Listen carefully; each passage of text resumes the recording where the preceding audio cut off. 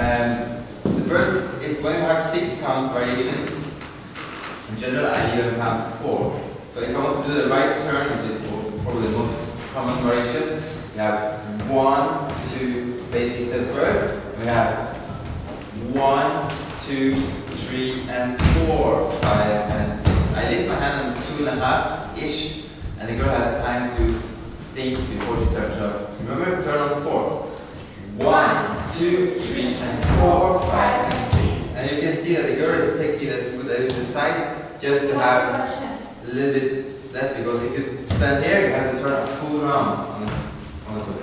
If you take the foot to the side, you only turn 3/4 of a round. So we have 1, 2, 3, and 4, 5, and 6. Less spinning, better for the knees. Okay, and to the left on count 2.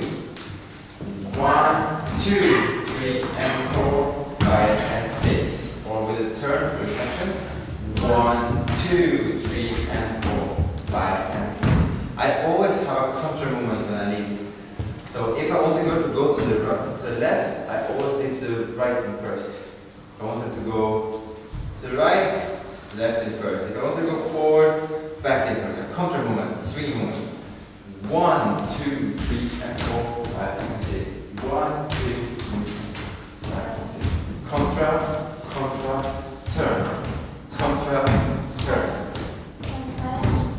So, and then we went to 8 count variations. 8 count variations is, in general, 6 count variations. I have to tell the lady to do 8 count. So, we'll do it in a swing out, or we'll do 1, 2, 3, and 4. With connection here, I'm basically moving the girl and saying, step, step, okay, triple step. So I'm telling her, do a step, okay, you can continue on when you're dancing. So, 1, 2, 3, and 4, 5, 6, 7, and 8. For the other side, shoot back. 1, 2, 3, 4, 5, 6, 7, 8. We did also something called Texas Tommy. It's basically on the same counts. It's 1, 2, 3, and 4. Change. 5, 6, 7, and 8. You want 1, 2, 3, and 4. 5, 6, 7, and 8. On the other side. 1, 2, 3, and 4. Change 5, 6, 7, and 8. Then we did a small introduction of syncopations called kickball change. We replace it from the step to make it more dynamic.